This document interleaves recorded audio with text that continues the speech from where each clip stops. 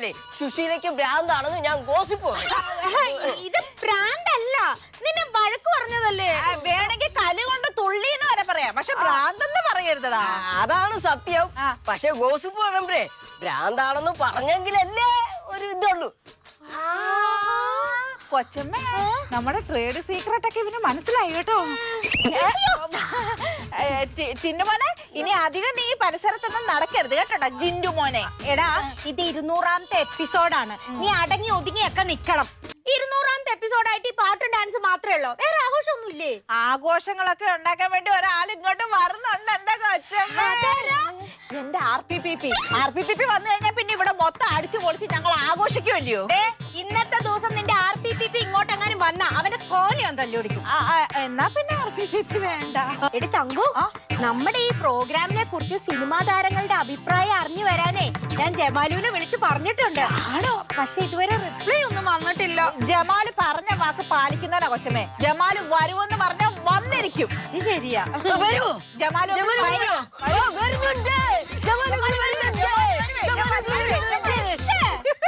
വരട്ടെ. സന്തോഷല്ലേ കൊച്ചമ്മ? കൊച്ചമ്മേ, ഒരാള് ജമാലു.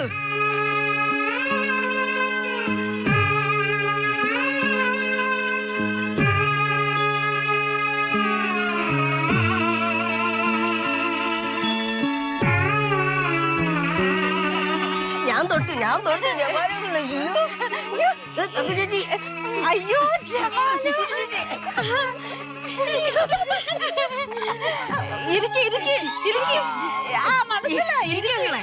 സത്യം പറഞ്ഞാൽ ഞങ്ങൾ വിശ്വസിച്ചില്ല.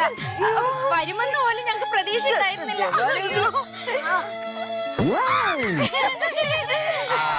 അല്ലേ, ഞങ്ങൾക്ക് എല്ലാം മനസ്സിലായി. എന്നാലും നടന്മാരെയൊക്കെ കാണുന്ന ആളല്ലേ, എവിടൊക്കെ കേറി ചെല്ല. അമിതാഭ് ബച്ചന്റെ അടുത്ത് പോവാ, രജനീകാന്തിന്റെ അടുത്ത് പോവാ, ഐശ്വര്യ റായി അടുത്ത് പോവാ, അവിടെ എല്ലാം പോവാൻ പറ്റുന്ന ഒരേ ഒരാളാ. മനസ്സിലായല്ലോ, സന്തോഷായി. ഞങ്ങൾക്ക് മനസ്സിലായി, ഒന്നും പറയണ്ട. ഞാനേ ജമാലു. ജമാലു. അതെ, ഈ ശബ്ദം അല്ല ജമാലു അങ്കിളിന്റെ. ശരിയാ, ഞണ്ടിറക്കിയ ശബ്ദമല്ലേ ജമാലു? അല്ല തങ്കു ചേച്ചി. അയ്യോ, ഞാൻ ജമാലു അല്ല. ജമാലു പറഞ്ഞു വിട്ടതാ എന്നെ. അയ്യോ, ജമാലു വരില്ലേ? ജമാലു വരും. ജമാലു ട്രെയിനില് വഞ്ചിനാട് ട്രെയിനിലാണ് കേറിയിട്ടുള്ളത്. വരും, പക്ഷെ ലേറ്റ് ആവും. കാരണം ആ ട്രെയിൻ എപ്പോഴും ലേറ്റ് ആയിട്ട് ഓടുന്ന ഒരു ട്രെയിൻ ആണല്ലോ. വരും. ജമാലു എങ്ങനെ കാണാൻ സുന്ദരനാണോ? കാണാൻ സുന്ദരനാണോ എന്നൊക്കെ ചോദിച്ചാ എന്റെ പോലെയൊക്കെ തന്നെ ഇരിക്കും.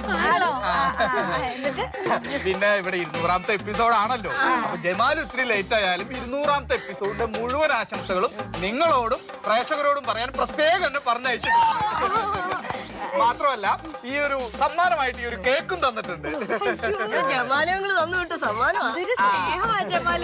പിന്നെ നിങ്ങൾ ഈ സിനിമാ താരങ്ങളുടെ അടുത്ത് എന്തൊക്കെയോ ചോദ്യങ്ങൾ ചോദിക്കാനുണ്ട്, വിശേഷങ്ങൾ തിരക്കാനുണ്ടെന്ന് പറഞ്ഞിരുന്നല്ലോ. അതെല്ലാം ജമാലു ശരിയാക്കി ഇവിടെ തന്നയച്ചിട്ടുണ്ട്. ഇനി നിങ്ങൾക്ക് ചോദിക്കാനുള്ള സംശയങ്ങളോ ചോദ്യങ്ങളോ എന്തൊക്കെയാന്ന് വെച്ചാൽ ഓരോന്നോരോന്നായി ചോദിച്ചോ. മലയാളത്തിലെ മുഴുവൻ താരങ്ങളും ഉത്തരം പറയാൻ റെഡി ആയിട്ട് ഇങ്ങനെ വരിയായിട്ട് നിക്കല്ലേ. ലാലേട്ടന് ഞങ്ങളുടെ ഈ ലൗഡ് സ്പീക്കറിനെ കുറിച്ച് എന്താ അഭിപ്രായം? ഇത്ര നാണമില്ലാത്തവനായി മാറുക എന്ന് പറയുന്ന ഒരവസ്ഥയിലേക്ക് പോവുകയാണ്. കൊച്ചമ്മ, അടുത്ത് നമുക്ക് സുരേഷ് ഏട്ടനോട് ചോദിക്കാം. സുരേഷ് ഏട്ടാ, ഈ സൽപ്പേര് സുശീല ഒരു കാര്യം ചോദിച്ചാൽ സത്യം പറയോ? NFDCയിലെ ചെയർമാൻ സ്ഥാനം സത്യത്തിൽ ചോദിച്ചിരുന്നോ? ചോദിച്ചല്ലോ, ചോദിച്ചു. മോദിജിയുടെ അടുത്ത് ചെന്നപ്പോ ആദ്യം ചോദിച്ചതും അത് തന്നെയാണ്. എന്നിട്ട് തരാന്ന് പറഞ്ഞോ? എനിക്കറിയില്ല, അത് പാർട്ടിയാണ് തീരുമാനം. ഞങ്ങളെ ഈ പ്രോഗ്രാമില് നിങ്ങളെ കുറിച്ചൊക്കെ ഇടയ്ക്ക് ഓരോന്നൊക്കെ പറയാറുണ്ട്. അതിനെ കുറിച്ച് എന്താ അഭിപ്രായം? ഞാൻ നിങ്ങളുടെ മീഡിയ മിടുക്ക് പ്രണമിക്കുന്നു. സുരേഷ് ഏട്ടാ, ഇപ്പൊ എന്താ അധികം സിനിമകളിലൊന്നും കാണാത്തെ? എനിക്കിത് വശമുള്ള കാര്യമല്ല, എനിക്കിത് പറ്റുന്ന കാര്യമല്ല, എനിക്കിത് താല്പര്യമില്ലാത്ത കാര്യമാണ്. ആരായാലും അംഗീകരിക്കും. ദേ ജയറാമേട്ടൻ വന്നിട്ടുണ്ട്. ജയറാമേട്ടനോട് എന്തൊക്കെയാണ് ചോദിക്കാനുള്ളതെന്ന് വെച്ചാൽ ചോദിക്കാം. ജയറാമേട്ടാ, ചേട്ടനെ കുറിച്ച് ഞങ്ങളുടെ ഈ പ്രോഗ്രാമിൽ ഇടയ്ക്കിടയ്ക്ക് പറയാറുണ്ട്. എന്താണ് ചേട്ടന്റെ അഭിപ്രായം? ഞാൻ അതിന് സന്തോഷം എന്ന് പറയണോ അല്ല അത്ഭുതം എന്ന് പറയണോ, അത് എന്താണെന്ന് എനിക്കറിയില്ല. കാരണം ഇതൊന്നും ജീവിതത്തിൽ ഞാൻ പ്രതീക്ഷിച്ചിട്ടുള്ളതല്ല. തുടർച്ചയായിട്ട് പരാജയങ്ങളാണല്ലോ. സിനിമയിൽ അവസരം കുറഞ്ഞതുകൊണ്ട് കാവ്യമാധവനെ പോലെ വല്ല ബിസിനസ് തുടങ്ങാനുള്ള പ്ലാൻ ഉണ്ടോ? കൊച്ചമ്മ എന്താ അങ്ങനെ ചോദിക്കുന്നേ? ജയറാമേട്ടന് ബിസിനസ് തുടങ്ങേണ്ട ഒരു കാര്യമില്ല. മകനെ രംഗത്തിറക്കിയിരിക്കല്ലേ. അതിനെ കുറിച്ച് എന്താ ജയറാമേട്ട അഭിപ്രായം? ഒരിക്കലും എൻ്റെ മകൻ എന്നുള്ള രീതിയിൽ ഒരു സ്ഥലത്തും എനിക്ക് അവനെ റെക്കമെൻഡ് ചെയ്യേണ്ടി വന്നിട്ടില്ല. സത്യനന്ദിക്കാട് നേരിട്ട് അവനെയാണ് വിളിക്കുന്നത്, അല്ലാണ്ട് എൻ്റെ അടുത്ത് വിളിച്ച് ചോദിച്ചു പോലല്ലേ. താങ്ക് യു ജയറാമേട്ടാ. ഞങ്ങൾ ഈ പ്രോഗ്രാമില് എന്തെങ്കിലുമൊക്കെ പറയുമ്പോ വിഷമം തോന്നാറുണ്ടോ? വീരത്വമായിട്ടാണ് എന്നെ പറയേണ്ടത്. പറയണമെങ്കിൽ നേരിട്ട് പറയണം. ആരെയും എന്തും പറയാമെന്ന് പറയുന്നത് നല്ലതല്ല. എനിക്ക് യോജിപ്പില്ല. ഞാൻ ചെയ്തിട്ടില്ല. ഞാൻ ഇതുവരെയും സോഷ്യൽ മീഡിയയിൽ പോയിട്ട് ഒരാൾക്കെതിരെ ഒരു കമന്റ് പറഞ്ഞിട്ടില്ല. അതുപോലെ സത്യം എന്താണ് ഒന്നും അറിയാതെ വെച്ച് കീറുകയാണ്.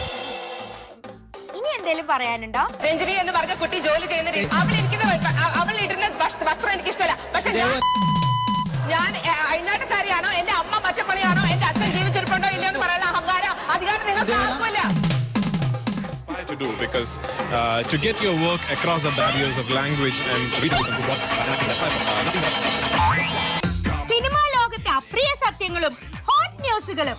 ഹോട്ട് എന്ന് പറഞ്ഞാൽ നല്ലത് മാത്രം പറയുന്ന ഞങ്ങളുടെ ലൗഡ് സ്പീക്കർ 200-ലെത്തിയിരിക്കുന്നു. ഇത്രയോ ഫാൻസുകാരുടെ തല്ലും ചീത്തവിളിയൊക്കെ തരണം ചെയ്താൽ ഞങ്ങൾ ഇത് 200-ലെത്തിയിരിക്കുന്നതെന്ന് അറിയാമോ? സിനിമാ ലോകത്തെ എല്ലാ ആർട്ടിസ്റ്റുകൾക്കും ഡയറക്ടേഴ്സിനും ഒക്കെ ഞങ്ങളെ ഇഷ്ടമെന്നറിയാം. പക്ഷെ അത് തുറന്നു പറയാൻ ആരും ധൈര്യപ്പെടുന്നില്ല. പക്ഷെ എല്ലാം ഞങ്ങളുടെ ജമാലുവിനോട് പറയാറുണ്ട്. ഞങ്ങളുടെ ഇന്നത്തെ സെലിബ്രേഷനിൽ എത്രയോ ആർട്ടിസ്റ്റുകൾ വരാൻ തയ്യാറായതാണ്.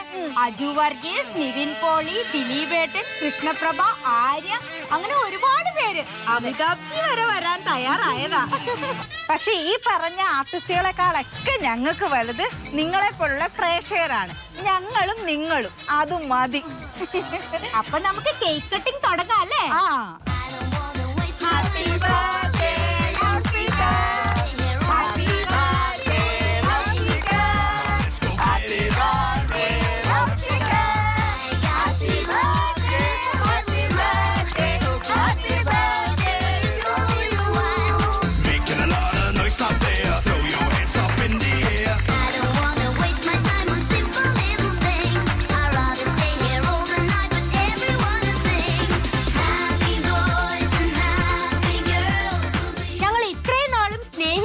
പ്രോത്സാഹിപ്പിക്കുകയും ചെയ്ത നല്ലവരായ എല്ലാ പ്രേക്ഷകർക്കും, ഞങ്ങളെ സെറ്റ് കയറി തല്ലുകയും ചീത്ത വിളിക്കുകയും ചെയ്ത എല്ലാ ഫാൻസുകാർക്കും വേണ്ടി ഈ കേക്ക്.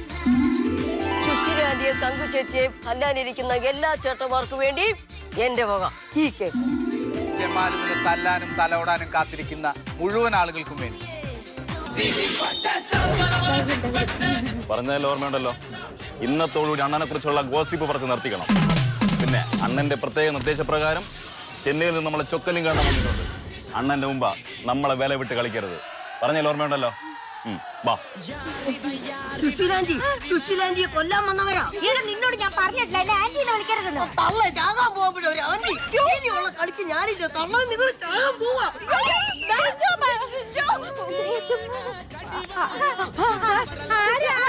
ആരാണെന്ന് മനസ്സിലായില്ലല്ലേ? ഞങ്ങൾ ഇളയ ദളപതി വിജയ് ഫാൻസുകാർ. അല്ല, കഴിഞ്ഞ ആഴ്ച എന്തോ പറഞ്ഞായിരുന്നല്ലോ, കേറി വാ ഞങ്ങൾ എന്തോ ചെയ്തു കളയെന്നൊക്കെ പറഞ്ഞായിരുന്നു. പറഞ്ഞിട്ടില്ല. ഈ കഴിഞ്ഞ ദിവസം വിജയുടെ പുലി എന്ന് പറഞ്ഞ ഒരു സിനിമ ഇറങ്ങിയല്ലോ. അത് ഞങ്ങൾ പറഞ്ഞ പുലി അങ്ങ് എലിയായെന്ന്. അതിന് എന്തോരം ഫാൻസുകാരെന്നറിയോ ഞങ്ങളെ ഓരോന്നൊക്കെ പറഞ്ഞത്. അതുപോലെ രോഗമാണോ? ഈ വിജയ് ഫാൻസുകാരുണ്ടല്ലോ, ഒരുപാട് നല്ല വാക്കുകൾ ഞങ്ങളെ വിളിച്ചു. ഇതുവരെ വേറെ ഒരു ഫാൻസുകാരും ഇങ്ങനെ വിളിച്ചിട്ടില്ല. പിന്നെ ഈ ഫേക്ക് ഐഡി ഉണ്ടാക്കി ഞങ്ങളുടെ അച്ഛനെ അമ്മയൊക്കെ വിളിക്കുന്നത് അത്ര വലിയ ആണത്തൊന്നുമല്ല. ധൈര്യമാണെങ്കിൽ ഞങ്ങളുടെ മുമ്പിൽ വരട്ടെ. കഴിഞ്ഞ ദിവസം നിങ്ങൾ വിജയ് ഫാൻസിനെ വെല്ലുവിളിച്ചില്ലേ? അയ്യോ, അത് ഞാനല്ല, കൊച്ചമ്മയായിരുന്നു.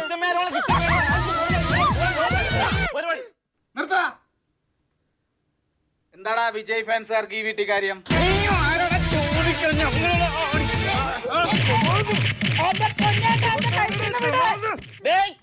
ഇത് തന്നെ ശബ്ദം. ജമാല് ജവൻ തന്നെയാണ് ഈ മൊത്തം പ്രശ്നത്തിന് കാരണം. ഇവന്താ നമ്മൾ വിജയണ്ണ നിരന്തരം തുന്തറ പണിക്കൊണ്ടിരിക്കുന്ന ജമാലു. എന്റെ പൊന്നേട്ടാ, ഞാനൊന്നും അല്ല ഈ ജമാലു. പിന്നെ ആരടാ ജമാലു? ഒരു മിനിറ്റ്.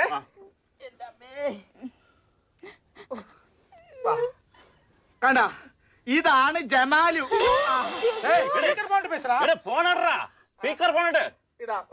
എന്താ നോക്കണ്ടേ? അവൻ ഇപ്പൊ ഇവിടെ എത്തി ചോര്. ജമാലു, നീ എവിടെ എത്തി? ഞാനേ വഞ്ചനാട് എക്സ്പ്രസിൽ തമ്പാനൂർ റെയിൽവേ സ്റ്റേഷനിൽ ഇറങ്ങിയിട്ടുണ്ട്.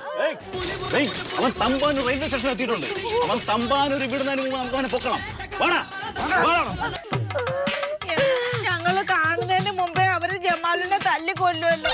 എന്തിനാ ജമാലോടുണ്ടെന്ന് പറഞ്ഞത്?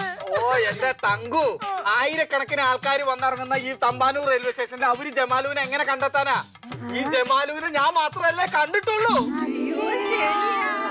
ഇവരിത്ര മണ്ടന്മാരാണോ? അതുകൊണ്ടാണല്ലോ ആരുടെ പേരിൽ നമ്മളെയൊക്കെ തല്ലാനും കൊല്ലാനും ഒക്കെ നടക്കുന്നത്. അയ്യോ, വീണ്ടും ജമാലു. സിനിമാ ലോകത്തെ അപ്രിയ സത്യങ്ങൾ ഞാൻ കണ്ടെത്തുകയും ചെയ്യും, വിളിച്ചു പറഞ്ഞുകൊണ്ടിരിക്കുകയും ചെയ്യും. അത് ഇനി ഒളിച്ചിരുന്നിട്ടായാലും. ജമാൽ